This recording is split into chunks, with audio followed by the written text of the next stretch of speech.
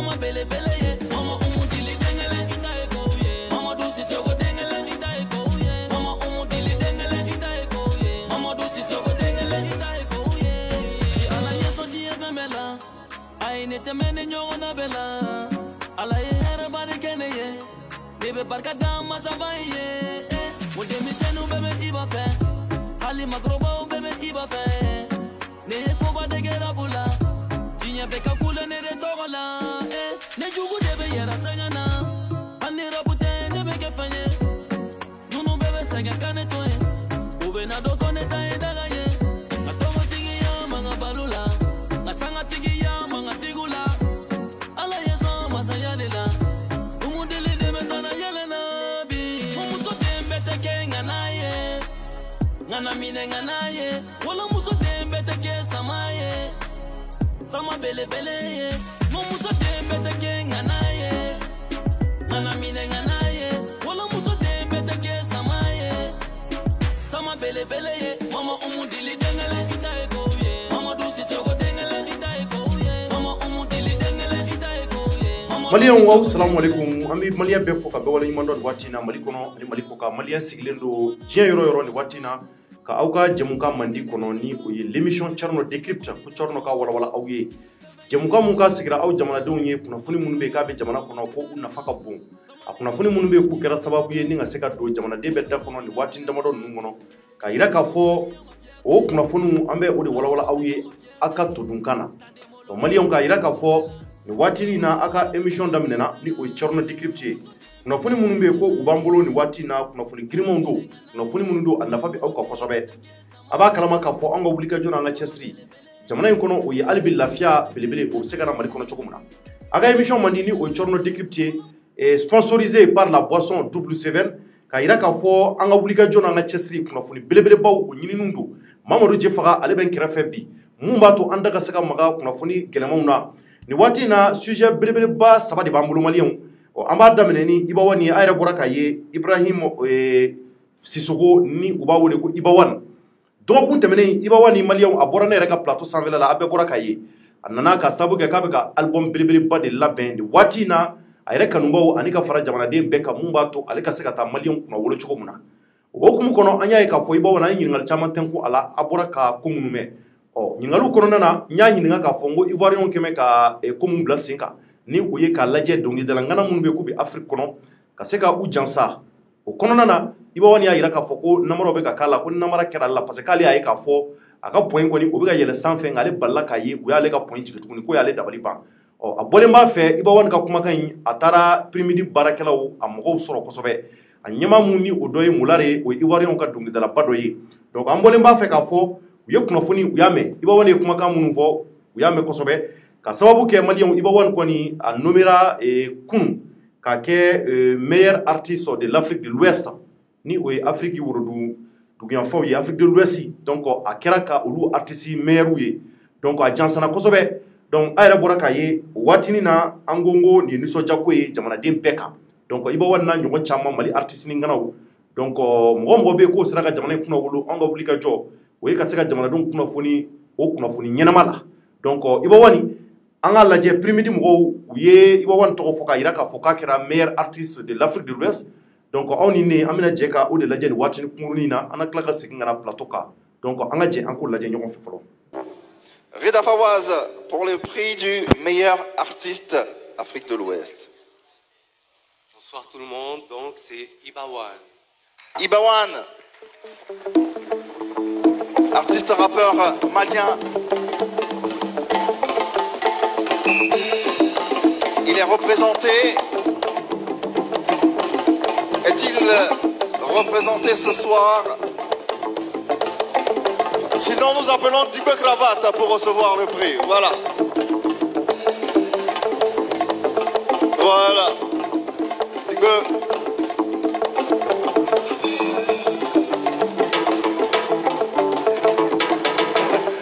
Ah ben il n'est pas là, ouais, donc. Il n'est pas là. Il n'est pas là, il n'est pas là, à défaut. Il est pas là. Remettez le prix. D'accord, donc Malia yɛrɛ bɔra ka yan b'a fɔ ko tare et félicitations à Ibrahim Sissoko ni o ye Ibawani ye donc a kɔni ye nin jansan sɔrɔ a bɔlen plateau kan a bɔra ka ye Ivoirien u ye kɔrɔfɔ mɛn donc u y'a bila a nɔ la donc nin waati da Maliens an bɛ aw bɛɛ fo k'a fɔ an bɛ gladiateur bɛɛ fo ni o ye Iba yɛrɛ kanubaw ye k'a fɔ vraiment Iba félicitations donc a ko k'a ka album o kan ka bɔ nin kalo in tile 14 ni ma fili donc le 24 octobre ko ye concert belebeleba ye concert mun n'a kɛmɛ ka labɛn jamanaden bɛɛ kama donc an b'a fɔ n ko Iwawani vraiment bravo n'an bɔr'o la Maliens an bɛ taa sujet filanan na rapidement a b'a kalama k'a fɔ k'a ta kunun na kana bila bi la troisième point de Bamako Maliens a kɛlen don ko wɛrɛ ye an bolo ko mun bɛ yen k'a y'an dabali ban kosɛbɛ n'i ye Mali troisième point ta k'a lajɛ Maliens nin point a dilanla ka Amadu Tumani Ture to président la point bɛ dilan waati mun na waati y'a sɔrɔla sira in a kun bɔ man di surtout ni samiya sera u bɛ yɔrɔ in wele de fɔlɔfɔlɔ ko Babilikɔrɔni maaw ka kɔrɔfɔ y'a jira k'a fɔ Babilikɔrɔni n'i y'a ta k'a lajɛ fɔlɔfɔlɔ maaw kun bɛ taa ka taa sɔnni de kɛ Babilikɔrɔni na a yɛrɛ bɔyɔrɔ a kun ka gɛlɛn pɔn fitinin dɔ de kun bɛ mun bɛ kulu cɛ tigɛ fo ka ci don Sotiba kɔnɔna na nka nana ye k'a fɔ a yirala k'a fɔ ko troisième pont kana dilan Bamako n'o ye kun sabanan ye troisième pont k'a bɛ kɛ sababu ye mun b'a to taamakɛlaw mobili bolilaw ka taa ka segin o lafiya o ka se ka don mobili bolilaw ani transporteurs ka ko la kosɛbɛ maa minnu bɛ taa Kulikoro Moribabugu ani ka Bamako cɛ tigɛ ka taa dugu kɔnɔnaw la troisième pont bɛ teliya maa minnu bɛ yen ko olu bɛ Ɲamana siraw kan ani Misabugu n'a ɲɔgɔnw au lieu que olu k'a fɔ k'u bɛ taa munumunu fo Falajɛ sema la ni pont sabanan dilanna a bɛ kɛ sababu ye ko bɛ nɔgɔya o dun Maliens a yɛrɛ k'a fɔ hakili ɲɛnama don nka troisième pont dilanlen kana bila bi la Maliens an dabali bannen don dɛ an dabali ban bɛ fo ka se dabali ban belebeleba ma ka sababu kɛ ko mun n'a kɛra surɔ an bɛna don o sujet la k'o walawala aw ye an bɛna lajɛ ka lieutenant Mamadu Jara ka ale wele nka yanni an ka lieutenant wele lieutenant ale tun bɛ kɛnɛ ka surɔ ne yɛrɛ tun bɛ yen an balimakɛ Yakuba Ɲare a yɛrɛ k'a fɔ ko ale kɔni a ka mobili yira troisième pont kan a n'a ka finiw a n'a ka wariw Maliens an bɛɛ tun dusu kasimɛ surɔ mɔgɔ mɔgɔ tun bɛ an bɛɛ dusu kasimɛ ka sababu kɛ Yakuba a dɔnnen bɛ sigida kɔnɔ maa ɲɛnɛman don a cɛsirilen don kosɛbɛ wa k'a ka bonya o de bɛ se sigida mɔgɔ bɛɛ kelen kelenna ma nka n'i y'a ta k'a lajɛ Maliens surɔ ta in a ye maaw dabali ban a bɛ bɛɛ da kɔrɔ a yɛrɛ k'a fɔ Yakuba a bɔra a ka denbaya de la nin cogoya in na k'a fɔ a ka denbaya mɔgɔw ye a yɛrɛ furumuso k'a bɛ taa ka na o taa ka na in a yɛrɛ bɔra ka ɲɛ an y'a fɔ video kɔnɔ a nana mobili de bila k'a to pont sanfɛ k'a ye weleli kɛ k'a fɔ ko mɔgɔw kana mobili ta ka muso wele ko kana mobili ta donc ale bɛna ko nin kɔni y'ale taatɔ ye k'u tɛna ale ye a furumuso ko k'a hakili to denw na an ye kuma in de mɛn k'an don pont sanfɛ maa minnu tun bɛ olu tun bɛ ka ŋunuŋunukaw fɔ o hukumu kɔnɔ a yɛrɛ k'a fɔ Maliens Yakuba kɔni nin cogoya in na a tununna fɔlɔ maa t'a dɔn n'a sɔrɔla a bɛna troisième pont ji de kɔnɔ wa walima taximan dɔ tun bɛ yen nɔ kɛnɛ kan k'o ye kuma wɛrɛ fɔ o ko ale bɛ tɛmɛ taxi la waati min na ale y'a ye k'a fɔ maa dɔ bɛ yen o tun bɛ taama na i b'a fɔ pont kɛrɛfɛla la ale ye mobili jɔ mobili jɔlen ale y'a kɔsi ale ɲɛ b'a la dɔ bɛ ka don taxi kɔnɔ ka taa ale kɔni gamana gɔnna ale t'a dɔn n'a sɔrɔ mun jɔlen don pont da la o y'a fili ka ban walima mun b'a la ka don taxi kɔnɔ o maa kelen de don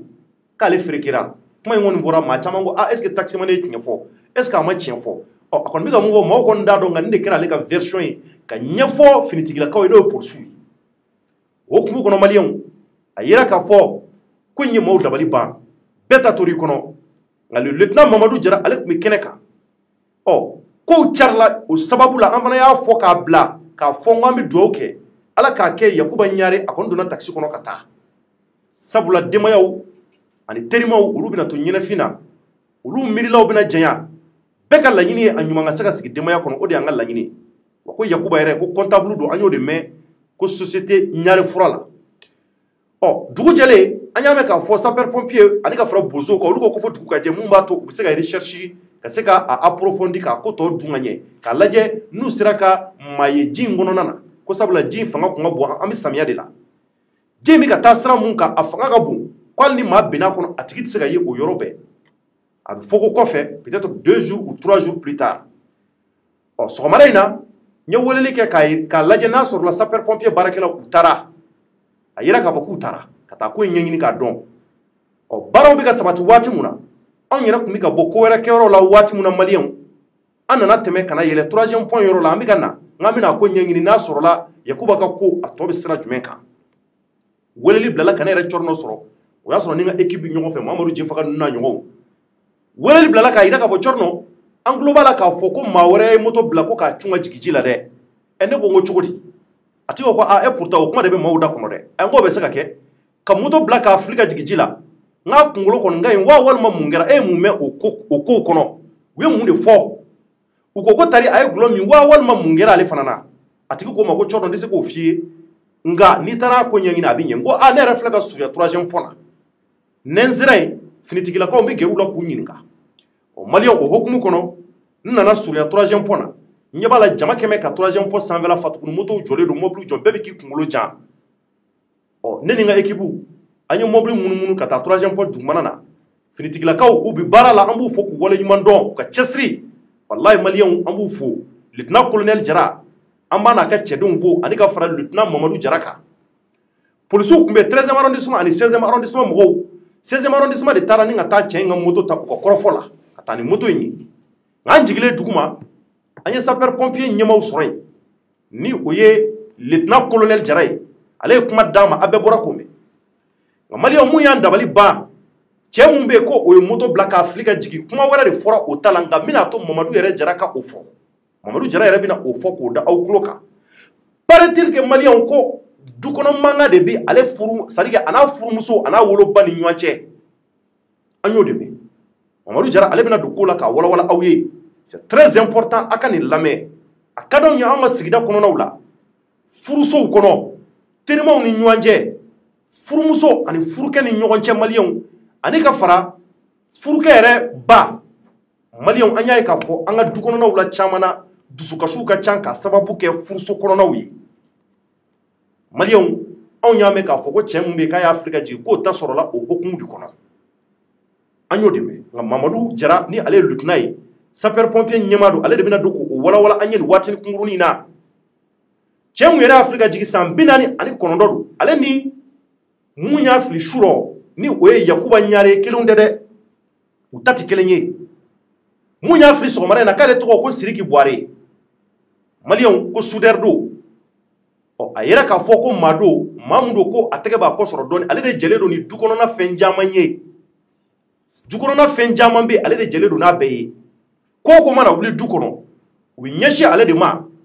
n'i ye Siriki Buware yɛrɛ ta k'a lajɛ san 49 don a yɛrɛ k'a fɔ wulikajɔ caman bɛ a b'a kɛ sigida kɔnɔ a yɛrɛ dɔnnen don commune 1 kɔnɔ maliyɛnw a ye kumaw lamɛn dɛ a y'a partager parce que an bɛ wulikajɔ mun kɛ ne yɛrɛ ma da depuis su rɔ ne welela su 1h du matin ka n wele k'a fɔ n ye cɔrɔnɔ an y'a mɛn ko dɔ kɛ mɛ 3e point kan n taara ɲɛɲini k'a taa o la fo sisan ne ma da ne ɲɛkisɛ ma datugu fɔlɔ foyi tɛ ka taa kunnafoni ɲini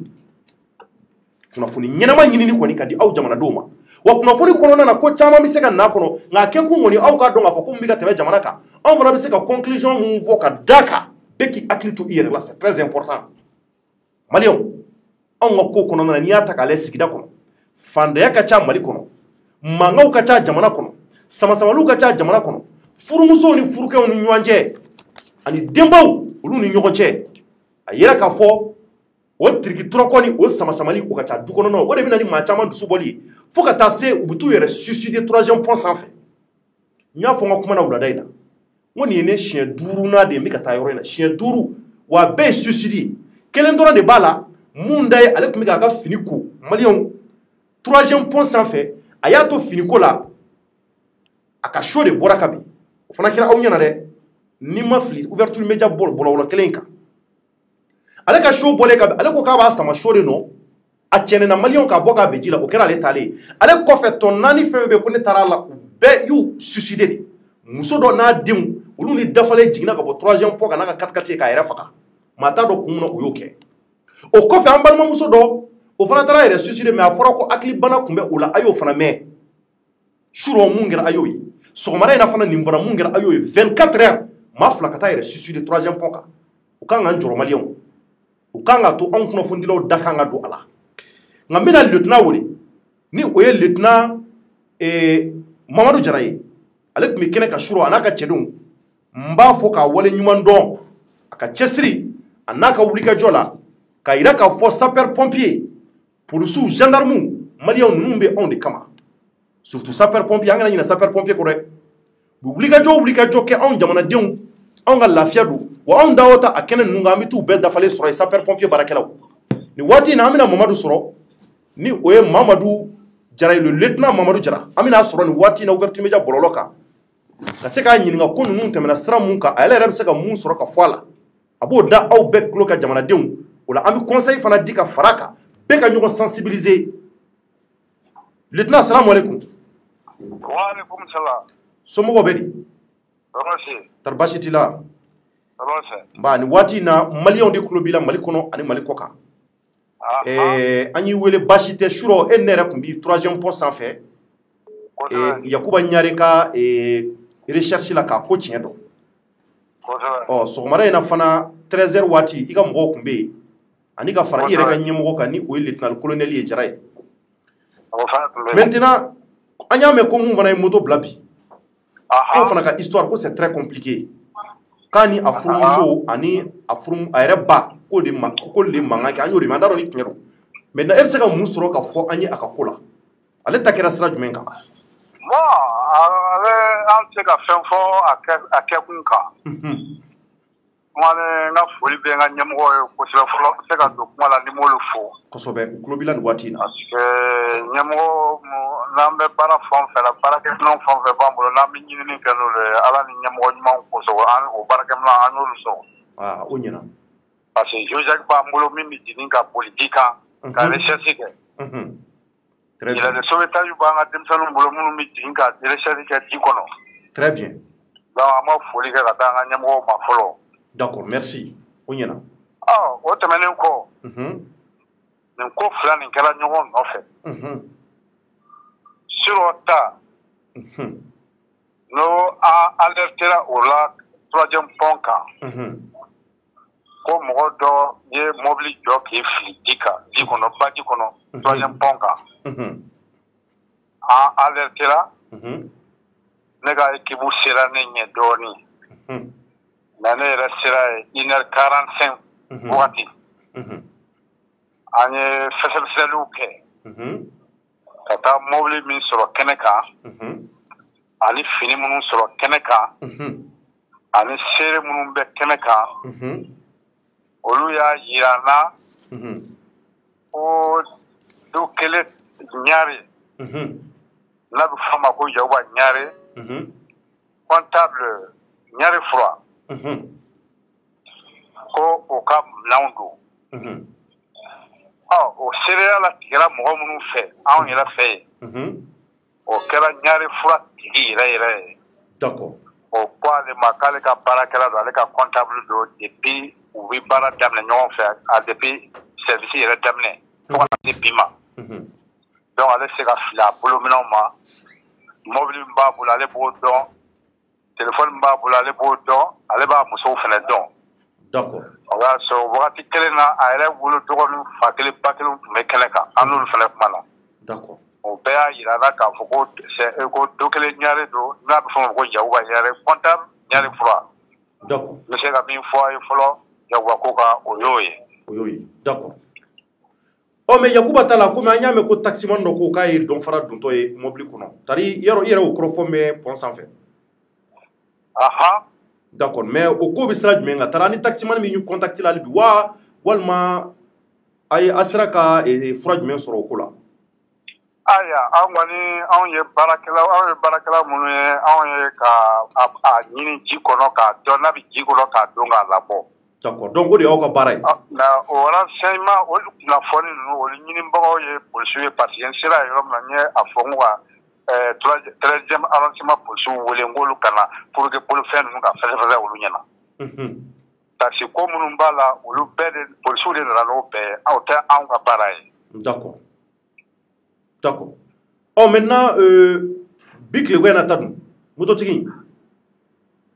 Bi tilegan na ta o kɔni o fana kɛra filanan kɛra bi tilegan na 1h45 wagati. 13h45.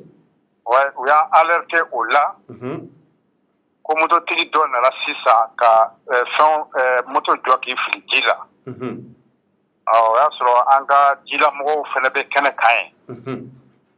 O ko kɔni ma bila daga girinda la. Yamara dira olu ma olu ka o ɲinini yɛrɛ daminɛ yɔrɔ kelen bɛɛ. Nka n b'a f'i ye bamanan woyo min bɛ ba la sisan. Ko ma nɔgɔ. An doit olu kɔni seko kɛ. Renseignement ma sɔrɔ a yera cogo min na an fɛ. Mais a balimaw yɛrɛ y'u tagama ka an sɛgɛrɛ k'an kɔnɔ yan. A ka carte d'identité bi yen. K'a tɔgɔ ye ko Sidi Buware. A furulen don. Denw b'a bolo. Kɔni o y'a a terikɛ y'olu ye. A kɔrɔkɛ b'u la. A dɔgɔnin b'u la. Dɔɔnin b'a a san 40 kan. Olu ye min fɔ an ɲɛna. O y'o ye. Nka halisa an kɔni bɛ ɲinini na. An ye ɲinini kɛ fo ka taa se su ma. Ka kow donna ɲɔgɔn na. An tun bɛ dɔɔnin kan. Nin kɛra ka fara o kan. Donc an b'a ɲinini na. An kɔni ye ɲininikɛla ye. Ka dɔn k'a fɔ a bɛ yɔrɔ min na ka l'o dɔnna k'a labɔ k'a di somɔgɔw ma. Mais a kun ye nin ye. An kɔni a kun ɲinibagaw bi olu na anw fɛnɛ tɛ kelen ye. N bɛ bɔ kuma la ka yɔrɔ min f'i ye o ye nin ye fɔlɔ. O ye nin ye fɔlɔ. Donc o b'a yira k'a fɔ ɲininiw bɛ sen na hali bi. Ɲinini bɛ sen na. Su koran ɲinini jɔ sini sɔgɔmada fɛ 8h an bɛ tila ka taa ɲinini daminɛ tuguni. An tila ka taa daminɛ su in na tuguni. An sini sɔgɔmada fɛ 8h. An bɛ taa daminɛ. Ɲinini ma jɔ. Parce que an ka baara de an b'a ɲini ka kunnafoniw ɲini a kan ka ye yɔrɔ o yɔrɔ fo ka taa an tɛgɛ da u kan. O y'an ka baara de. D'accord. Mais maintenant mototigi in ta an y'a mɛn ko a ka mɔgɔw komi i yɛrɛ y'a fɔ cogo min na k'u nin ye ɲɔgɔn ye. Mais en réalité u sera ka mun sɔrɔ ka fɔ ale ka fili la. Minnu nana fɛ yan. N y'o de f'i ɲɛna. Anw tɛ ɲininkali kɛ olu la. K'a fɔ nin ko bɛ so ye wa? Nin ko bɛ yɔrɔ jumɛn? Anw tɛ ɲininkali kɛ olu la. O ɲininkali kɛbagaw bi ye. Parce que a ka pièces a n'a ka fɛnw an b'u ta k'u di polisiw ma. A polisiw bɛ papier k'a la an fɛ yan. Polisiw fana bɛ papier k'a la. Polisiw papier di kun ye polisiw ma kun min ye. O kɔni ka ko fɛsɛfɛsɛ ka ɲɛdɔn kun min y'a kɛ. Mais an kɔni ka baara ye min ye. O ye ɲinini ye pour que ka n'a bɛ ji la ka su labɔ. K'a di. Ni min yɛrɛ ma sa. N'an gɛrɛjɛgɛ b'o la an bɛ se k'o n'o ma sa an b'o labɔ k'o fɛnɛ k'o sauver. An ka baara y'o ye. Mais a fɛsɛfɛsɛli k'a dɔn nin y'a kun ye. An ka baara tɛ se o ma. D'accord. Maintenant, c'est-à-dire que bon, n'a ɲɔgɔn aw bɛ ninnu kɛ ka caya 3e pont kan, n'est-ce pas? An bɛ nin kɛ ka 3e pont kan. N'a ɲɔgɔn kɛra 3e pont kan. Nka n bɛna min f'i ye. Nin kɛli 3e pont kan. Halisa anw ma se k'a ɲini k'a kun dɔn. An ma se k'a ɲini k'a kun dɔn. An kɔni bɛ wele u la de. A ye na mɔgɔ dɔ binna ji la sisan. An bɛ se yɔrɔ min na an b'a ɲinini daminɛ. Nka fɛn o fɛn bɛ kɛ. An ma bɛn ni a si nima ye fɔlɔ. Ne ka baara kɔnɔna na yan. An kɔni bɛ a ka ca Ala fɛ an b'a caman su ye. Mais e ka baara la e nalen e sera ka mɔgɔ joli bɔ nin kofa sugu la e yɛrɛ ka jate la? Bon ne yɛrɛ ka jate la an ye mɔgɔ minnu bɔ. N se k'a fɔ ko n bɛ se k'o bɛɛ jate sɔrɔ sisan. Mais à peu près a bɛ yɛrɛ bolo a bɛ taa joli la? An bɛ se ka da fɔ a la. Ka da kan o bɛnnen tɛ an yɔrɔ an bolo fɔlɔ k'olu fɔ mɔgɔw ɲɛna. D'accord. Mais a kɔni ko ninnu bɛ bali ka kɛ 3e pont sanfɛ. A bɛ bali ka kɛ kuma kelen-kelen. Mais a ka tugu ɲɔgɔn na tantɔ. tile kelen kɔnɔ kabini nana commandement la Sodiban fɛnɛ k'o ye o fɔlɔ ye nin ye. A ti tɛmɛ o kan. Ladilikan jumɛn b'i bolo ka ɲɛsin maliyɛn bɛɛ ma nin kofa sugu la? Aya nin kɔni ye nko minnu ye an bɛ se k'a fɔ Ala dɔrɔn ni banbagatɔw yan'u ka sa olu de bɛ se ka nin kun dɔn. N'i ko k'i bɛ ladilikan fɔ n'a y'a sɔrɔ ko an bɛ se k'a dɔn fɛn min don sisan a kɛlen don siraba kasara kɔnɔna la k'a fɔ excès de vitesse ou bien manque de vigilance an bɛ se k'a fɔ k'an bɛ mɔgɔw ladi o la mais mɔgɔ si tɛ yen ni Ala yɛrɛ tɛ sa min bɛ se k'a fɔ k'i bɛ ninnu kɛkun dɔn bɛɛ kɔni bɛ se k'i ta fɔ ka i ta fɔ ko nin y'a kun ye nin y'a kun ye bon n'aw dun t'a kun dɔn an bɛ se ka ladilikan min fɔ o la sa mɔgɔw k'u ɲɛma jɔ diɲɛlatigɛ la k'u ka ko kɛtaw dɔn ka mun man ka kɛ k'o to yen. D'accord. Parce que ko caman bɛ yen a bɛ mɔgɔ pousser ka bila ko dɔw la. Ok. O ni ninnu tɛ ɲɔgɔn fan fɛ. O ye tiɲɛ ye. Mais i k'i janto i yɛrɛ la diɲɛlatigɛ kɔnɔ. Ça c'est vrai. Kuma min bɛ fɛ ka f'i ɲɛna o ye nin ye. D'accord. Hakato bɛ nin ka Saleh Mohamed. Maintenant, vous êtes le lieutenant Mamadou Diarra, non? Je suis le lieutenant Mahamadou Diarra, chef de centre Sotiba. Sotiba. Sapeur-pompier de la protection civile. D'accord. Merci beaucoup, lieutenant. A diyara n ye. Ala ka dugu ɲuman jɛ. A ni baraji. Amiin. Merci. Merci beaucoup. Donc, maliyɛn wa bɔra ka lieutenant ka kɔrɔfɔ mɛn. A ye kuma mun fɔ a ko k'a bɛnnen tɛ olu da kɔnɔ parce que olu ka devoir bɛ yen.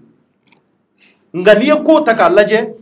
a yira k'a fɔ a sigasiganna fɛn caman b'a kɔnɔ du kɔnɔ mankanw entre musow ni cɛw ni ɲɔgɔn cɛ. A yɛrɛ bɔra k'a ye dɛ 24 heures kɔnɔ maa 2 ka taa i yɛrɛ faga. Fɔlɔ in da o bɛ sɔsɔli la fɔlɔ. K'u tɛ se ka foyi fɔ ka olu bɛ recherche la ka ko tɔ ɲɛɲini n'u sera ka su ye u bɛ se ka kɔrɔfɔ fɔ anw kunnafonidilaw ye. Jɛbaga. Tari basi t'i la. Somɔgɔw bɛ di. Nba maliyɛnw ɲɛ b'i la bi. Maintenant e bɔra ka ko ninnu bɛɛ kɛra i yɛrɛ ɲɛna. I bɛ su dɔ fɔ bi an b'an sen kan ka kunnafoni di. Nin ko ninnu vraiment e bɛ se ka mun sɔrɔ ka fɔ da est ce que dɔw ko ko babili kɔrɔnin de nɔ don wa ou bien stress de bɛ mɔgɔw bila nin na ou bien problème de mɔgɔ mun de y'o réellement e yɛrɛ bolo. Bon Thierno n bɛ an lamɛnbaga bɛɛ lajɛlen fo mɔgɔ mɔgɔ bɛ ka lajɛ nin wagati in na Mali kɔnɔ Mali kɔ kan n bɛ bɛɛ fo yanni n ka n da don nin sujet la fɔlɔ a ka kan ka félicitation kɛ Iba Wane ye ani team Gladia mɔgɔw bɛɛ lajɛlen an ba parce que Iba Wane c'est vrai a ye trophée min gagné Iba Wane de y'a gagné mais Mali bɛɛ de y'a gagné donc voilà c'est un fils du Mali a ka kan ni n'a tigilamɔgɔ ye trophée sɔrɔ an ka a encourager et puis an ka a féliciter fana quoi bon o tɛmɛnen kɔfɛ mun ye nin ko ninnu ye Thierno franchement c'est regrettable parce que n'i y'a ta k'a lajɛ troisième point yɛrɛ ne bɛ se k'a fɔ ko troisième point kɛra de a kɛra pont de suicide de c'est à dire i b'a ye suicide o suicide bɛ kɛ sinon yanni troisième point ka jɔ Thierno an y'a ye ponton ninnu an m'a fɔ ko mɔgɔ ma deli k'i fili dɛ parce que voilà a bɛ se ka kɛ mɔgɔ delila k'a fili la mais a ma deli ka troisième point ta ɲɔgɔnna bɔ. Kosɛbɛ parce que troisième point taw ka ca kosɛbɛ. Voilà donc Thierno moi je pense que i ye nin ɲininka ko yali mun bɛ se ka mɔgɔw bila nin na bon ça dépend a bɛ se ka kɛ mɔgɔ dɔw bɛ yen fɛn dɔw i bɛ taa sɔrɔ mankan dɔw bɛ se ka tɛmɛ ani dɔ cɛ ou bien soit c'est à dire a bɛ se ka kɛ muso ko b'a la fɛn caman quoi donc a bɛ se ka kɛ a cause ka ca u b'u yɛrɛ fili nin na mais moi personnellement ce qui me touche o de y'an ka autorité ye parce que Thierno n'i y'a ta k'a lajɛ troisième point filɛ nin ye kabini a jɔra fo ka n'a bila nin wagati la maa hakɛ mun y'a yɛrɛ fili point na Thierno a ka ca et on a remarqué à chaque fois que mɔgɔw b'u fili mɔgɔ mana a yɛrɛ fili point kan i bɛ taa sɔrɔ pour que a tigilamɔgɔ kɔrɔ ka ye a bɛ tile 2 tile 3 ɲɔgɔnna de kɛ o tɛ sɔrɔ dɔwɛrɛ fɛ n'u ɲininka u b'a fɔ ko bon ko u t'a dɔn k'a binna yɔrɔ kelen min Thierno n'i y'a ta k'a lajɛ nin ye parce que mɔgɔw bɛ k'u fili point kan c'est vrai que an ka protection civile ou bien an ka police tɛ se ka point garder permanemment k'a fɔ k'u ka to yen kudayi o tɛ se ka kɛ mais état kan ka système dɔ bila en place o de peut-être u bɛ se ka caméraw yɛrɛ don point ninnu na Thierno voilà ka caméra de surveillance kɛ point ninnu bɛɛ la parce que n'a ta ka lajɛ chaque fois n'a fɔra ko nin ko ninnu bɛ ka kɛ maa kɔni mɔgɔ t'a dɔn mɔgɔ b'u yɛrɛ fili cause mun na mɔgɔ t'a dɔn a bɛ se ka kɛ stress ye a bɛ se ka kɛ mɔgɔw dɔ hakililabanaw b'u la mɔgɔw ka hakɛ to a bɛ se ka kɛ fɛn caman ye quoi mais o yɔrɔ ko tɛ yɔrɔ mun n kan ka kɛ fɛn ye o de ye autorités kan ka rôle jumɛn de jouer ka kelen kɛra ka fila kɛra ka saba kɛra an yɛrɛ welela mun na a ka ca ni a bɛ ɲini ka na ka duuru bɔ a ka ca n'o ye a ka ca n'o ye yɛrɛ donc halisa autorité ma se ka mesure ta u ma se ka solution sɔrɔ ka pont sécuriser ni ko kɛra u ka se k'a dɔn ka sɔrɔ hali u ma wele k'a f'u ye ko nin ko in de bɛ yen donc ne bɛ autorités de interpeller nin yɔrɔ la et u k'u janto parce que jɔrɔ n'i ye mɔgɔw b'u fili hali n'a sɔrɔ ni mɔgɔ fili tɛ ni mɔgɔ dɔw kɛ ala k'an kisi ni maa dɔw b'a fɛ ka kojugu kɛ pont ninnu na i bɛ se ka kojugu kɛ pont na jɔrɔ ka sɔrɔ mɔgɔ ma bɔ a kalama mais n'u ye caméra de surveillance bila pont ninnu bɛɛ la action bɛ mɛnɛ pont sanfɛ k'a ta pont kun dɔ in na ka na bila kun dɔ in na jɔrɔ u bɛ bɔ a bɛɛ kalama donc autorités vraiment u ka o yɔrɔ in jateminɛ kosɛbɛ pour que nin ko ninnu kana to ka segin ninnu kan parce que chaque fois u b'o de fɔ ko mɔgɔ min bunna olu t'o yɔrɔ dɔn o tɛmɛnen kɔfɛ ne bɛ kumakan mun fɔ maliyɛnw ye an bɛɛ b'a la cɔrɔ hadamaden stress mana bonya mɔgɔ kan cogo o cogo problème mana caya kan cogo o cogo i mɔgɔ dɔ ɲini i teri ɲini ou bien i balima dɔ ɲini ou bien i ka mɔgɔ dɔ parce que mɔgɔ i mana kɛ cogo o cogo jɛɲɔgɔn dɔ bɛ sɔrɔ i la i bɛ se ka i kɔnɔna kuma fɔ maa mun ye o tigilamɔgɔ bɛ se k'i bilasira kosɛbɛ donc voilà an k'a lajɛ an k'olu ko ninnu don sabati c'est très important pour que an ka se ka kisi nin ma quoi mun b'a to an ka se ka kisi nin ma donc hali bi mototigi ta n y'a fɔ n ka kuma la a fɔra ko ale fana ta ko a bɔlen bɛ o mankan de fɛ a n'a furumuso a n'a ba ni ɲɔgɔn cɛ nka an t'a dɔn ni tiɲɛ don komi sisan sapeur pompier le lieutenant Mamadou Jara ale bɔra k'a fɔ ko o kuma ninnu ma ɲi ale da kɔnɔ donc 13e t'a dɔn ni ko in bɛ 13e ou bien 16e de bolo donc an b'an gɛlɛya ka t'olu ɲininka n'a sɔrɔla a version yɛrɛ ni o de don nka quel qu'en soit alpha ko dɔ de kɔni bɛ mɔgɔw bila la dusukasi walima ko dɔ kɛra i la donc an b'a fɔ hali bi ni ko gɛlɛyara sira o sira kan maaw k'u sigi k'u miiri mun b'a to fura bɛ se ka sɔrɔ a la walima ka psychologue yɛrɛ ɲini o mun bɛ se ka i bilasira a ko la donc maliyɛnw ni ne kɔni kɛra Bamako ala ka an kisi a ɲɔgɔnna wɛrɛ ma ni mun bɔra la fana an bɛna o ɲɛfɔ aw ye ouverture média bɔlɔlɔ kan n'an bɔr'o la an bɛ taa sujet filanan na sujet filanan maliyɛnw o ye M5 RFP Issa Kodjim ko ten ko M5 RFP sara ko le défunt M5 RFP a ko M5 RFP ale Issa Kodjim de côté des maliyɛnw a y'a bɔ a da kɔnɔ a kɛra plateau in kan an yɛrɛ y'a ɲininka n'a bɛ M5 ko a b'a ko M5 sara a mɛnna ko M5 est mort de sa belle mort ko le défunt M5 o b'a yira k'a fɔ M5 tɛ exister tuguni ale fɛ ale kɔni bolo kɔrɔlen don ka ban passé don maliyɛnw sibiri tɛmɛnen mun kɛra Bamako kɔnɔ sɔgɔmada joona fɛ ne wulila ka bɔ sunɔgɔ la komi sibiri don fɛ n tɛ wuli ka caya ten parce que o don ye lafiya don ye n'a sɔrɔ couverture tɛ n bolo n bɛ lafiya dɔɔni ka n ka tanu da ka to ka yaala yaala ka n yɛrɛ kunkolo munumunu nin don sɔgɔma n ye ɲɛ ko ka seli maliyɛnw ka n sigi ka n ka téléphone k'a la dɔrɔn l'imam Issa Kodjim a ye ne wele ale de fɔra ka appel donna n kunna n ko subhanallah n ko taara nin ye ko ɲɛnama ye kɔni n ko Kodjim ka ne wele nin heure la a ma deli ka kɛ nin y'a siɲɛ fɔlɔ ye n ko mun bɛ yen parce que o dun y'a sɔrɔ yɔrɔ Issa Kodjim bɔra an ka plateau kan hali a tɛ tile damadɔ bɔ an y'a ɲininka n ko tari ko bɛ cogo jumɛn a ko k'a tɛ fɛ u ka ye a ka kɛnɛ kan a ko k'a tɛ fɛ tuguni M5 mɔgɔw ka taa réunion kɛ e yɛrɛ y'a ɲininka k'a fɔ k'a fɔra ko samedi le 10 octobre k'a fɔra k'u bɛ taa réunion wɛrɛ kɛ ko inshallah ko ni ala sɔnna a ma k'o tɛ kɛ depuis o yɔrɔ la maaw commencera ka douter k'a fɔ mankan kana taa bɔ ko in na donc ne kɛlen ka appeler directement n ka hakilila de taara o la n ko tari ko dɔ ma tɛmɛ M5 membre ani Kodjim cɛ wa a ye wele a ko cɔrɔnɔ on vient juste de m'agresser n ka fini farala u ye n ka fini yɛrɛ fara u y'a fara voilà donc i ye média de viens faire la couverture u ye n ka fini fara u y'an agressé donc yanni ne ka question wɛrɛ posé dɔrɔn a y'a tigɛ n ko nin ko in fɛnkɛ ko ye n k'an bɛ taa nin ɲɛɲini an ka baara don o hokumu kɔnɔ Issa Kodjim y'o kumakan mun fɔ an y'o de ta k'o sɛbɛn nanzarakan na k'a bila bɔlɔlɔ kan o de bɔra a da kɔnɔ kɔfɛ an y'an labɛn ka sira minɛ ka taa ko ɲɛɲini an sera yen an y'a sɔrɔla Issa Kodjim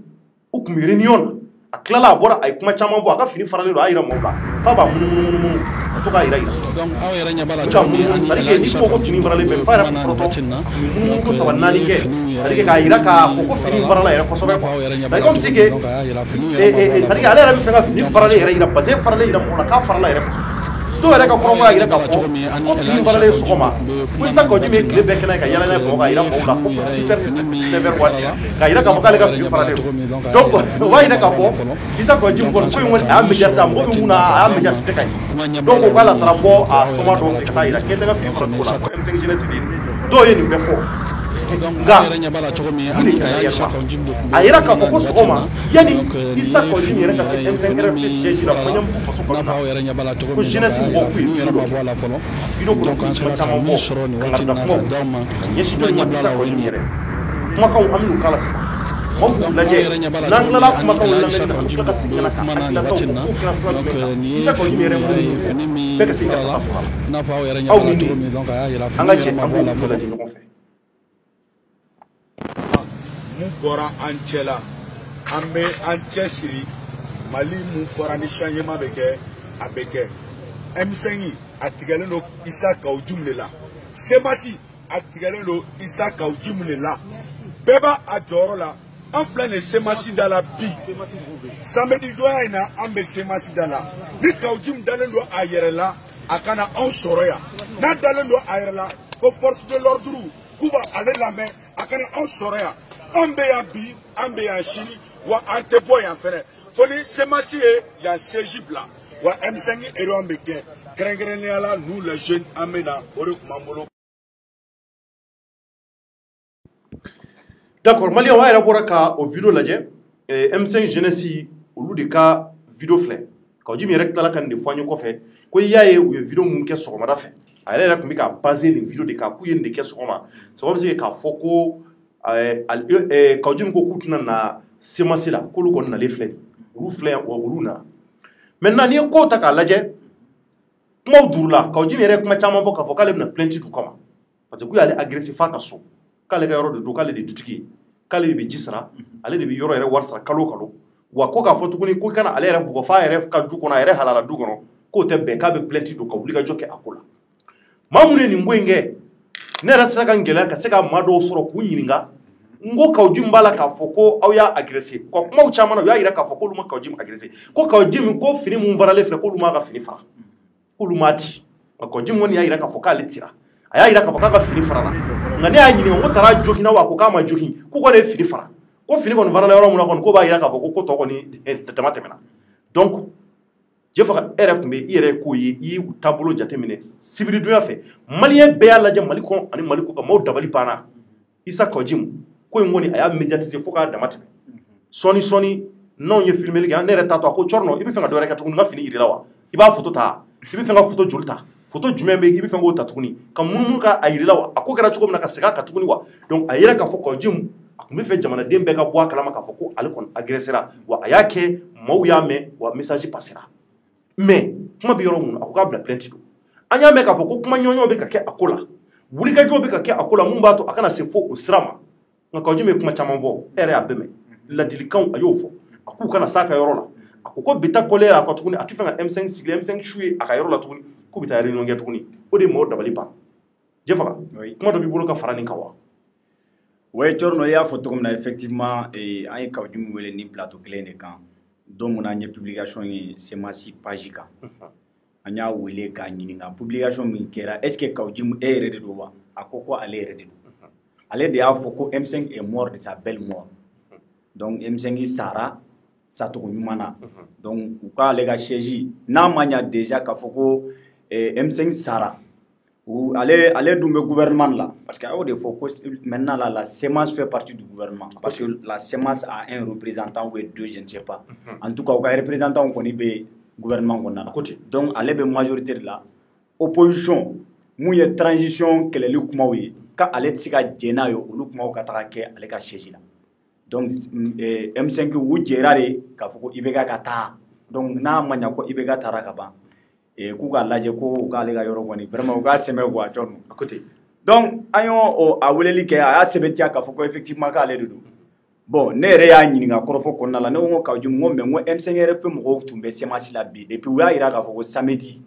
ko réunion b'u bolo n'o ye le 10 ye a ko ko ni Ala sɔnna a ma ko o réunion in tɛ k'ale ka yɔrɔ la donc an bɛ bali mun na u taara ka taga Kaoudim yɛrɛ y'an wele parce que il faut reconnaître que an tɛ se k'a fɔ k'u ye Kaoudim agressé parce que an ma agressé tola ye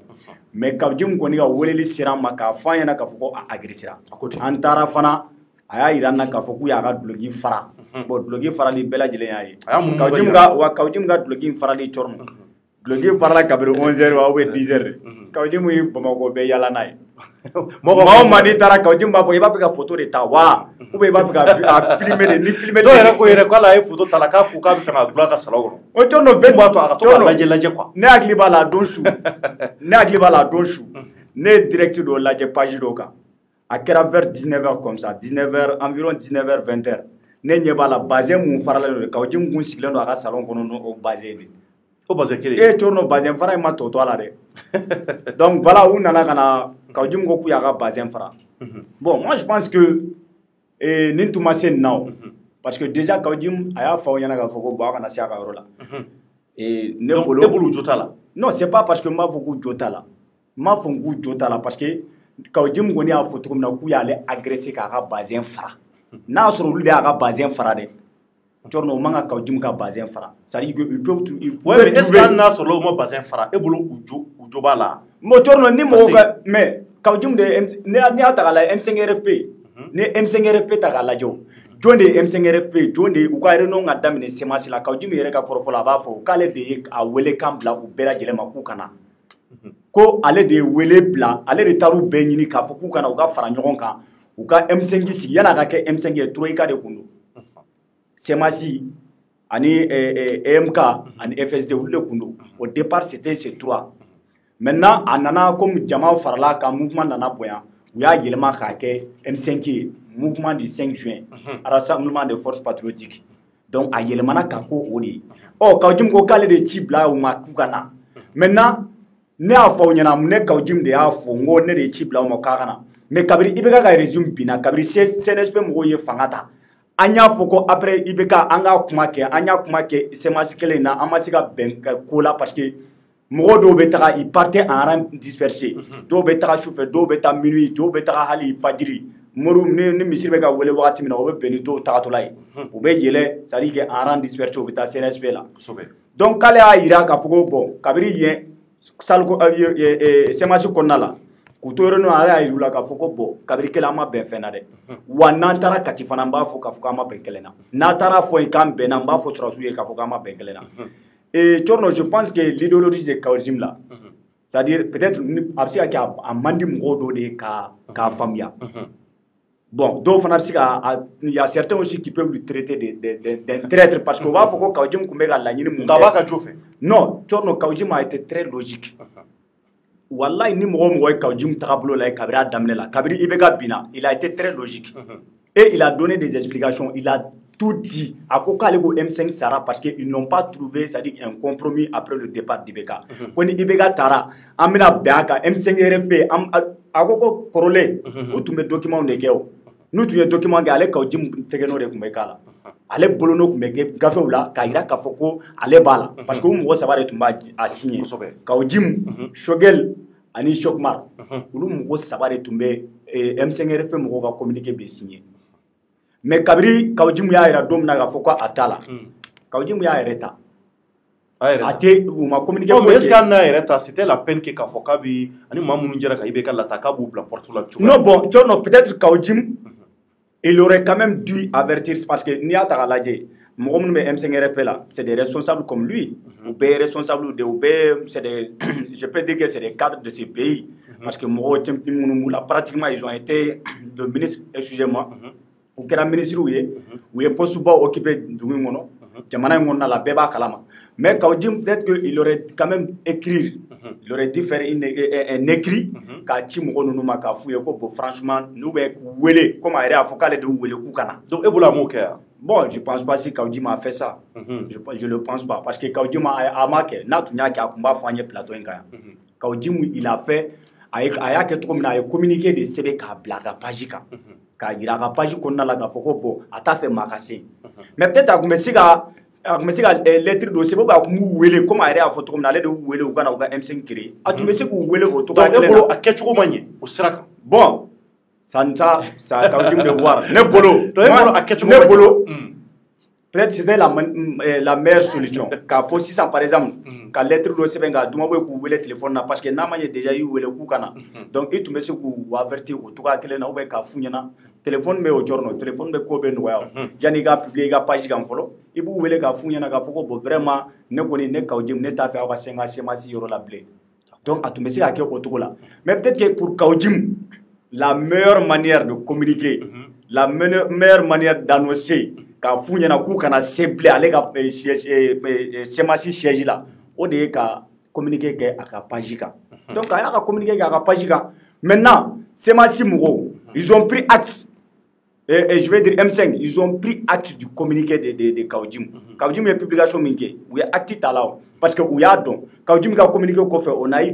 eu beaucoup de réactions surtout côté jeunesse minnu b'a fɔ k'olu ye jeunesse M5 ye Kawjim ko jeunesse M5 te ko parce que ko ale ma ɲɛmɔgɔ ye jeunesse M5 la donc minnu ko k'olu ye jeunesse M5 ye u bɔra kalama parce que an y'a ye don min na Kawjim ye intervention kɛ an ka plateau kan a Corno ko mɔgɔ caman bɔra ka kuma caman fɔ mɔgɔ caman bɔra ka fɛn caman fɔ et d'ailleurs yani Kawjim ka taa yɛrɛ u bɔra u ye vidéo kɛ k'a fɔ ko bon ko Kawjim de gɛnna ka bɔ semasi siège la ko sinon ko M5 ma gɛn ka bɔ yen donc ni Kawjim ni Kawjim ye den n'a ye cɛ ye k'a kana olu sɔrɔ semasi la donc maintenant ni Kawjim tagara s'il s'est fait agresser Corno d'après lui-même il s'est fait agresser et puis a y'a ka bazin yira bɛɛ y'a ka bazin ye Corno nka cɛ Kawjim ka gɛsinɛ fura de don e ma ya gɛsinɛ fura wa ka débarquer fana b'a la donc an y'a ye bazin farala Corno ni ko k'a ka munumunu dɔrɔn ayi n ko Kawjim b'a fɔ de k'a ka tila munumunu yɛlɛ ko ni fɛn o fɛn ka di ye i k'a fɔ ale b'a kɛ k'a b'a munumunu position ka di ye i k'a fɔ on dirait que est-ce que bazin yɛrɛ faralen b'a jaka voilà donc parce que a farala cogo mun na an nana dɔrɔn a ko ayi Corno n ko Kawjim y'a yira de ale de ko k'u kana na a ka yɔrɔ la u nana u y'ale agresser bon Kawjim de ko k'u y'a agresser ne tɛ se k'a fɔ n m'a agresser n tɛ se k'a fɔ k'u y'a agresser parce que j'étais pas sur le lieu mais an kɔni taara n ye mun ye an ye mun y'an ɲɛ la o de y'a Kawjim ka base an taara sɔrɔ a faralen don d'accord donc mun ne kɔni bolo c'est à dire que la jeunesse M5 n'a y'a sɔrɔ u y'a ka base fara ils auraient pas dû faire ça d'accord parce que en réalité voilà a ye communiqué ka kan voilà a ye communiqué a y'a fɔ ouverture média kan maaw y'a bila bɔlɔlɔw kan bɛɛ y'a ta k'a tigɛ tigɛ Kawjim ko maa kana s'a ka yɔrɔ la k'ale ka yɔrɔ ko ale de b'a ji sara ale de b'a kuran wariw sara a tilala k'a yira k'a fɔ tuguni ko yɔrɔ in kɔni ko n'i y'a ta k'a lajɛ ko ale tɛ fɛ tuguni rencontre wɛrɛ fosi ka taa kɛ o yɔrɔ la tuguni ko nin ka ko bannen pewu an y'a yira k'a fɔ n ko tari a b'a sɛbɛ la wa k'ale dun b'a sɛbɛ la dɛ ko nin y'a daminɛ ne ye wa ale tɛ fɛn ka maa ye wa kɛlɛ nege t'ale la n ko wa ni maaw taara dun a y'a préciser a don k'a bɛ force de l'ordre wele n'o ye polisiw ni gendarmew ye a don samedi don ale tun bɛ gendarmew ni gardiw ani polisiw caman tun bɛ yen o caman tun bɛ ka yɔrɔ minɛ donc o b'a yira k'a fɔ Kawjim ye weleli bila u ma u kana k'a ka se k'a ka yɔrɔ sécuriser k'a ka yɔrɔ lakana nka n'i y'a ta k'a lajɛ sira dɔ la maa caman bɛɛ y'i ta fɔ ko in kan mais en réalité fɛn kelen kɔni bɛ yen o kɔni c'est clair et net Kawjim a ye maaw informer ko maaw kana s'a ka yɔrɔ la o kɔni o ye tiɲɛ ye a y'a préparé latigɛ k'a fɔ ko maa kana taa ka yɔrɔ la wa a tila k'a fɔ n'i taara ka yɔrɔ la tuguni k'a bɛ polisiw ni gendarmew bila donc o b'a yira k'a fɔ n'i taara n'i ye mun sɔrɔ a la e yɛrɛ de y'a san kuma in bɛ o de yira o a ka kuma kɔni a b'o de yira hali kuma caman wɛrɛ foyi t'a la parce que don min na an ye interview kɛ an y'a ɲininka ka ɲɛ bamanankan yɛrɛ la fo ne bɛ to ka segin a kan tellement kuma ninnu yɛrɛ a dabaliban yɛrɛ minɛ fo ne yɛrɛ tun bɛ yɛlɛ n ko mais o ye kabako ko di e ni maa minnu jɛra ka nin ko in ye a ko non ale bɛ gouvernement na mais ale tɛ se ka maaw reçoit ale ka yɔrɔ la minnu bɛ gouvernement contre la gouvernement transition in contre la donc k'ale tɛ se ka jɛn n'o ye cogo na sugu si la donc soit u bɛ fara ale kan u bɛɛ bɛ jɛ ka transition in soutenir n'u tɛ fara ale kan u ka rencontre u ka ɲɔgɔn yew u ka tɔnsigiw k'u ka taa kɛ yɔrɔ wɛrɛ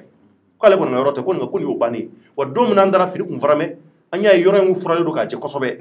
i y'a ye drapeau kun bɛ yen yɔrɔ in a kun kɛn bɛ k'a fura maaw dɔw kun kɛn bɛ k'u sigi da ninnu na k'a sécuriser ka ɲɛ kosɛbɛ Kawjim yɛrɛ a yɛrɛ kun walawalalen don kosɛbɛ a nisɔn kun jalen don n'i bɔra ka na dɔrɔn a nisɔnjalen bɛ boli ka na tuguni a ko Corno i bɛna ɲininka wɛrɛ kɛ a bɛ se ka munumunu bassin filɛ i fɛn k'o de fɔ tan ne b'a fɔ ko non ko ne ye dɔ wɛrɛ ta ka ban donc tile yɛrɛ bɛɛ banna n'o bassin ye pour montrer réellement à la population k'a fɔ ko ale kɔni cira maaw fɛ maa minnu ko k'u tun bɛ jeunesse M5 kɔnɔna na k'olu de y'ale ci wa ko maa minnu y'a kɛ k'a b'u dɔn k'ale wuli ka jɔ sabati ni ka se ka a maaw poursuit ka se k'u minɛ u ye nin kɛ ka da kun kan k'u k'a ɲɛfɔ a ye donc k'o kɔni bɛ nin cogoya la nin waati in na maliyɛnw donc an b'a fɔ aw ye Kawjim ani ka fara M5 kan a kɛn bɛ ɲinɛ ni jakuma ye nin waati in na donc an b'a fɔ an b'an sigi ka ko tɔ lajɛ n'a nana ban sira o sira kan anw na o da jamanadenw tulo kan Jɛfaga n'an bɔr'o la an bɛ taa CNPM na Conseil national du patronat du Mali i b'a kalama k'a fɔ Mamadou Sensi Kulibali ale mun kun ko waati dɔ la ko des fonctionnaires corrompus fonctionnaires mun be ku an ka jamana miliyariw ta k'a dun an ka jamana miliyɔnw da k'a dun k'a k'u kelen sago ye a delila k'a fɔ waati damadɔ la k'a fɔ ko olu ka lisiw b'a bolo olu ye maa minnu be yen ko u ye bɛnkanni walew kɛ ka ɲɛsin jamanadenw ma k'u ye yuguruguw kɛ k'an ka jamana nafolow dun a kuma fɔra bɛɛ nisɔndiyara a waati Mamadou Sensi Kulibali a kɛra héros ye sabula jamanadenw mɔgɔ bɛ maa la ka an ka zon fɔ an ka zon ye jɔnni ye dɛ nana prévu ye k'a yira na waati à travers PCC Clément Dembélé ni ale y'an kɔrɔsɛbɛ à travers ça a yira k'a fɔ PCC yɛrɛ wulikajɔ kɛ a ko la pour que ka se ka o fonctionnaire corrompu k'olu kɔ jira diɲɛ na k'u kɔ jira maliyɛnw na k'u malo k'u jira diɲɛ maa la k'a yira k'a fɔ ko nin de bɛ ka anw ka nafolo dun an nana ye k'a fɔ a ko nana daminɛ Mamadou Sensi a ye tapili yira an bɛɛ wulikajɔ ko la kun bɛna lajɛ k'a dabira da la o waati bɛɛ ye wulikajɔ kɛ o Mamadou Sensi kelen-kelen de ko don ale de tun ye patronat ɲɛmaa ye a yira k'a fɔ n'i taara patronat kɔnɔ i bɛ san 5 de kɛ san 5 i b'o de kɛ patronat kɔnɔ patronat ye mun fɛn ye an yɛrɛ tun y'a ye k'a fɔ commerçant minnu bɛ yen opérateur économique minnu bɛ yen caman bɛ yen nɔ minnu yɛrɛ tɛ patronat yɛrɛ kun dɔn caman kun t'a dɔn ne yɛrɛ delila ka don n'i donna sugu kɔnɔna na i bɛ se ka maa mugan ɲininka minnu b'a fɔ k'u t'a dɔn a yira k'a fɔ patronat ye yɔrɔ ye secteur privé ni o ye kɛnyɛrɛye baarakɛlaw olu ka yɔrɔ don o yɔrɔ in de bɛ kɛ sababu ye ka kɛnyɛrɛye baarakɛlaw ka secteur k'a yiriwa k'a développer ka fanga d'u la k'a to mun b'a to u bɛ sɔrɔfɛn minnu da ka bɔ diɲɛ jamanabaw la ka don n'a ye Mali kɔnɔ o sɔrɔfɛnw kana kɛ fu ye a ka don jamana kɔnɔ k'a da nɔgɔya u ka se ka baara kɛ u yɛrɛ fa jamana kɔnɔ donc o patronat de bɛ se ka o ko nɔgɔya u bolo a yira k'a fɔ patronat nafa ka bon yɔrɔ yɔrɔ bɛ yen k'o bɛ secteur privé yiriwa o yɔrɔ man ka kɛ kulonkɛ yɔrɔ ye o waati la an y'a ye k'a fɔ Mamadou Sensi de tun bɛ o yɔrɔ la san 5 kɔnɔ anw y'a mɛn k'a fɔ ko kalafiliw de bɛna boloda ani maa wɛrɛ cɛ k'o fana bɛna wulikajɔw kɛ ka se ka kɛ patronat ɲɛmaa ye ko in kɛra sira min kan i yɛrɛ ye an yɛrɛ tun b'a kɛnɛ bɛɛ kan le 26 septembre tɛmɛnen n'o bɛnna septembre kalo tile 26 san 2020 a kun fɔra k'o de ye kalafili don ye o don Mamadou Sensi Kulibali ale ni Djadji Di Amadou Sangare Djadji Sangare mun ni entrepreneur an delila ka kuma fɔ yan SAER o ɲɛmaa don Mali Créance o ɲɛmaa don ale de jeunes caman bɛ yen k'olu don baara la k'u bɔ baarandanya la waati dɔ kɛra la an ka jamana kɔnɔ waati min na Amadu Tumani Ture tun bɛ yen a yirala k'a fɔ État kɔfɛ ale de ye maa ye maa mun bɛ yen k'a bɛ denmisɛnninw recruter ka don baara la k'u bɔ baarandanya la o de la ka yira jamana in kɔnɔ yan o Djadji kelen-kelen don i t'a danmɛ politique la i t'a danmɛ k'a fɔ ko nin ko in kɛra i t'a danmɛ k'a fɔ k'a ni maa karilen don ɲɔgɔn na i t'o mɛn ka caya maa yɛrɛ don maa mun don k'i t'a tɔgɔ mɛn k'a sɔrɔ milliardaire don wari b'a bolo n'a y'a diya a yɛrɛ tɔgɔ bɛ se ka bɔ à travers les griots à travers des griottes mais a ma sɔn o ma a tora baara in hokumu kɔnɔ fo kana kɛ bi patronat kɔnɔ maa caman y'a dɔn mun de kɛra a yira k'a fɔ yanni élection don cɛ ko y'a sɔrɔla u ka textes bɛ texte minnu bɛ yen k'u bɛ kuma u ka kalafili kɛcogow kan o ko bɛ daminɛ kalo 2 yanni élection yɛrɛ cɛ a baaraw bɛ daminɛ papier sama-samaw b'a la tile 3 bɔɲɔgɔnko kan i b'a fɔ sini o ye kalafili ye ko kumakan dɔ de nana cari u ka secrétaire général fɛ CNPM secrétaire général k'a yira k'a fɔ ko kalafili k'a bɔra a dɔgɔ la u y'a reporté k'a bila waati wɛrɛ la o mun de kɛra a yira k'a fɔ Djadji ka maaw fɛ ko o yɛrɛ ye ko ye kuma mun bɛ yen ko sariyaw sɔsɔra texte ye kumakan minnu fɔ k'olu sɔsɔra maa minnu bɛ yen k'olu yɛrɛ bɛ kalafili ko sigi sen kan olu y'a yira k'a fɔ ko kalafili in don k'a bɛ kɛ dɛ o don Djadji a n'a ka maaw kun bɛ yen le 26 septembre don n'o bɛnna sibiri don nka an ma Mamadou Sensi ka maaw ye nka Djadji kɔni ka maaw ye kalafili kala nana fili o cogoya la k'a ban Mamadou Sensi fana ale fana ye conférence de presse kɛ k'a yɛrɛ ɲɛfɔ jamanadenw ye nka maliyɛnw mun de bɛ sen kan nin ko mun n'a tɛmɛna sariya bolow y'a yira k'a fɔ textew kɔnɔna na u ka kumakanw ko tɛ dɛ ko n'i y'a ta k'a lajɛ ko ni kalafili ninnu ko yɛrɛ k'a yira k'a fɔ k'i bɛ se k'a ko sigi sen kan ko tile 15 bɔɲɔgɔnko don u y'o de fɔ u ka kumakanw kɔnɔ nka Djadji y'a yira k'a fɔ k'ale bɛ sariya bolo kan ale ye kuma fɔ ale ma sariya sɔsɔ wa k'ale taara ale de kɛra le président du conseil national du patronat du Mali le patron des patrons faamaw ka faama waritigiw ka waritigi waritigi mun bɛ yen k'a bɛ wulikajɔ kɛ ka kɛnyɛrɛye baarakɛlaw ka se ka u ka hakɛ défend jamana kɔnɔ k'ale de bɛna o wulikajɔ kɛ k'a lajɛ kɛnyɛrɛye baarakɛlaw k'u ɲɛji cɛ k'u don da wɛrɛ fɛ ka Mali kura yir'u la anw ko Mali kura an bɛ fɛ o de ka réaliser k'o yira kɛnyɛrɛye baarakɛlaw la a minnu y'a dɔgɔmanin daw ye a n'a sanfɛ daw k'a yir'u la k'a fɔ ko Mali kura k'o dayɛlɛ la wa kɛnyɛrɛye ale b'a yiriwa a ka cɛsiri kɔnɔ a n'a ka wulikajɔ kɔnɔ o mun n'a kɛra maliyɛnw a yɛrɛ bɔra k'a ye waati dɔ kɛra la Mamadou Sensi alamisa tɛmɛnen a fana ko k'a bɛna taa kalafili k'ale fana bɛ taa kalafili ko kalafili in k'o bɛ kɛ o kalafili a kɛra alamisa tɛmɛnen bɛɛ y'a ye nka k'o nana kɛ sira jumɛn k'a nana ye sɔgɔmada in na Djadji Di Amadou Sangare Jaje Sangare mun kɛ sɔgɔmada in na a y'a lajɛ ni ka se ka bureau mɔgɔw a ka équipe mɔgɔw k'olu sigi baara fɔlɔ dayɛlɛla bi a kun taara ka bureau kɔnɔ a ka bureau kurakurani ka taa sigi fauteuil dagabana kɔnɔ a ka mɔgɔw kun bɛ u kun ɲɔgɔn ɲɛ la sira jumɛn mun b'a to kɛnyɛrɛye baarakɛlaw u bɛ se ka lafiya sɔrɔ cogo jumɛn Mali kɔnɔ yan u kun b'a la k'o kumakanw de kɛ bi des fois caman kɛra e yɛrɛ y'a bɛɛ ye a ko minnu kɛra i ɲɛna a ma dugu i ɲɛna a ye ɲininkaliw tɛnku ɲɛma ninnu na Jaje fana kumana bamanankan ani ka fara nanzarakan na a y'a bɛɛ walawala a ka kumaw belebele la a ko k'ale ni maa ti ɲɔgɔn na k'ale bɛ se k'ale Mamadu Sensi ka mɔgɔw u kana fara ale kan hali n'u ma gagné u kana fara ale k'ale de gagné dɛ nka u kana fara ale kan ko kɛlɛ tɛ yen ko dɔ perdra dɔ ma perdu k'o tɛ ale bolo bɛɛ ka na k'u ka fara ɲɔgɔn kan u ka se k'ale ka kɛnyɛrɛye baarakɛlaw u ka secteur ka yiriwa filanan na a y'a yira k'a fɔ ko nin mun filɛ nin n'a daminɛnen filɛ ale bɛna cɛsiri dɛ san 5 de b'ale bolo ka baara kɛ k'a ɲɛ san 5 wa k'o san 5 bɛ daminɛ à partir d'aujourd'hui fo ka taa se waati wɛrɛ ma ala k'an si jɔ k'a kɔnɔ wa ale bɛ cɛsiri o cɛsiri kɛ a b'a kɛ a tɛ fɔ maa si kɔ kuma b'i bolo Jɛfaga ka fara kɔrɔfɔ tɔ ninnu kan mun kɛra i yɛrɛ ɲɛna. Oui, Thierno, effectivement, il y a photo comme ça. Et Bissomare, Amadou, di Jaje Sangare, et Patrona Nyamokura. Jaje di Amadou Sangare. Il y a élément. Ah, ne ba yere Amadou di Jaje Sangare. Abekele. Ah, bon, ne wonne to ba sebene ye o to la même ko communiquer gagné de no de Amadou di Jaje Sangare. Donc voilà, et Thierno bitunya aka sigili comme il a photo comme ça effectivement. Et yani Jaje ga sigi an yɛrɛ wulikajɔ dɔ kɛ an ka niveau la o wulikajɔ ye mun ye an y'a ɲini ka gɛrɛ kɛnyɛrɛye baarakɛlaw la parce que n'i ko ko kɛnyɛrɛye butikinin feerelaw b'a la Thierno maa o maa bɛ bolola baarakɛlanin kɛ i kɛra commerçant détaillant o i kɛra grossiste o olu bɛɛ de ye kɛnyɛrɛye o donc an k'a dɔn k'a fɔ ko secteur in filɛ nin ye c'est un secteur qui est très très important et puis n'i ye kɛnyɛrɛye baarakɛlaw la Thierno u bɛ an bɛ se k'a fɔ Mali économie yɛrɛ olu de jɔlen don n'a ye parce que u bɛ baara mun kɛ a tɛ se ka fɔ ka se a dan na bon an ye wulikajɔ sabati an ye mɔgɔw dɔw ɲininka an ko u ma ko est ce que u bɛ patronat dɔn bon mɔgɔ caman y'a yira n na u ka kɔrɔfɔ kɔnɔna la k'a fɔ k'olu tun tɛ patronat dɔn koyi ko mais ko Jaje Sangare nalen de ko a ka campagne wagati la ko Jaje de yaalala k'a fɔ bɛɛ lajɛlen ye sugu kɔnɔna la o butikintigiw ni fɛnw k'a fɔ bɛɛ lajɛlen ka patronat ye mun ye ko de y'a to olu ye a dɔn patronat yɛrɛ bɛ baara min donc ko sinon ko patronat k'a bɛ yen k'olu t'a dɔn ko u ka fɛn dɔ koyi ko parce que olu patronat ma deli ka dɛmɛ foyi don olu ka ko la donc Jaje de ye wulikajɔ kɛ k'a yira olu la k'a fɔ ko patronat nafa bɛ se ka kɛ mun ye bon o Jaje in bi an y'a ye Thierno o de kɛra président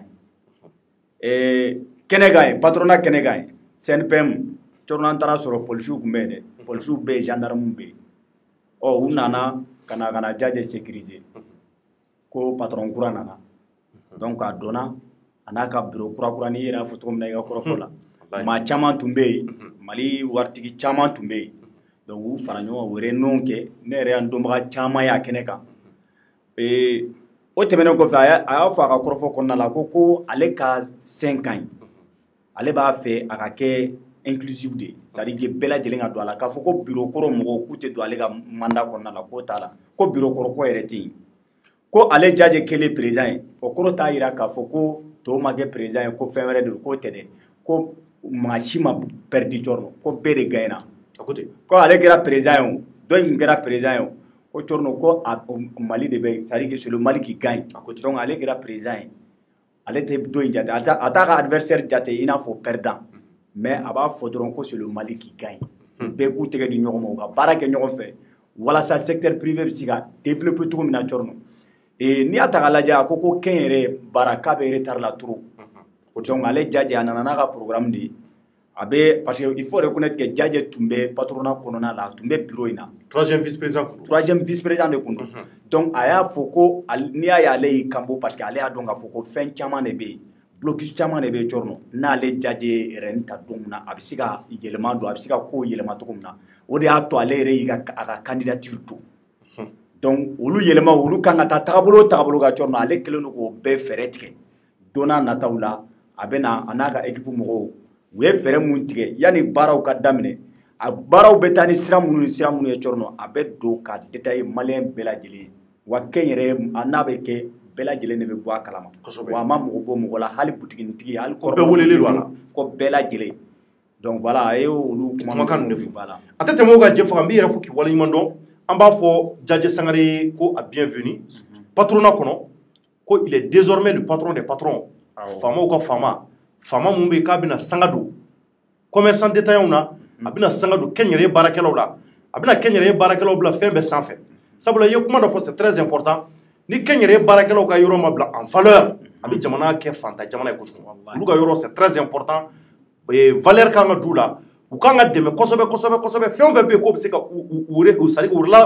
ralentir u ka baara hukumu kɔnɔ fura kan ka ɲini o la mun b'a to u bɛ se ka dabila cogo min na donc Jadje ko k'ale bɛna fura sɔrɔ o la san 5 in kɔnɔ an fana bɛna an ɲɛ dayɛlɛ k'a lajɛ ni mun fana kɛra an b'o fɔ n'an ye ko kɛta ka ko kɔnɔ an b'o fɔ wa an b'a ɲini inshallah k'a fɔ patronat kura mun bɛ yen n'a nalen filɛ a ko ten k'a bɛ bɛɛ wuli yɛrɛ a fɔ inclusivité don bɛɛ kana fara a kan u ka se ka jɛ ka jukɔrɔma tonto donc an b'a yira hali bi k'a fɔ nin waati in na patronat kɔnɔ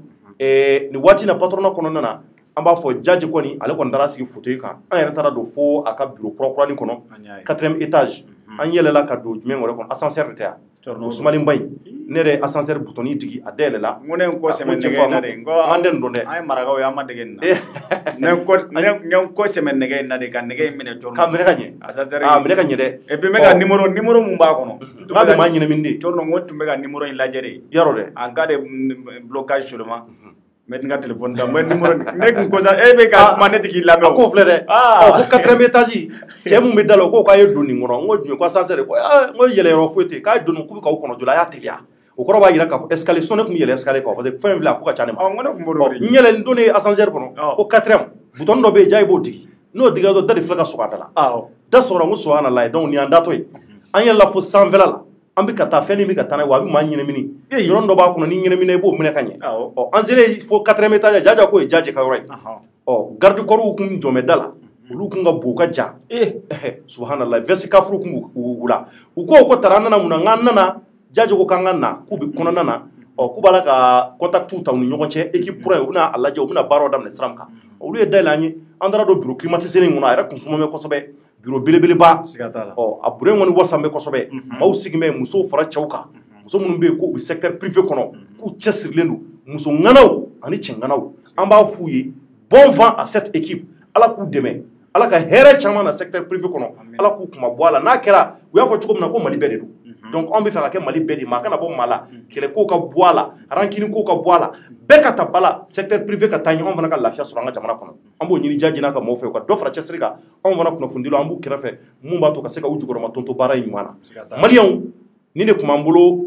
l'émission Thierno d'équipe kɔnɔ ko Thierno ka walawala aw ye n balimakɛ ani n terikɛ ani n baara ɲɔgɔn n'o ye Mamadu Jɛfa Marakɛ faama ale tun bɛ n kɛrɛfɛ bi an ma se ka mangara sɔrɔ bi ale taalen don ko ɲɛɲiniw na dugu kɔnɔnaw la mun b'a to ka se ka na ni kunnafoni ɲɛnamaw ye tuguni donc an b'a fɔ aw ye hali bi wulikajɔ ani cɛsiri mun n'an b'a kɛ ouverture média la o ye aw ka se ka kunnafoni ɲuman sɔrɔ en temps réel waati bɛɛ su heure bɛɛ tile heure bɛɛ wa an bɛ dɔ fara o timinandiya kan mun b'a to a ka se ka lafiya ɲuman sɔrɔ donc an b'a fɔ aw ye ala ka dugu ɲuman jɛ ala k'an bɛɛ kelen kelen ni wuli merci à toutes et à tous a k'an bɛɛ waati wɛrɛ au revoir.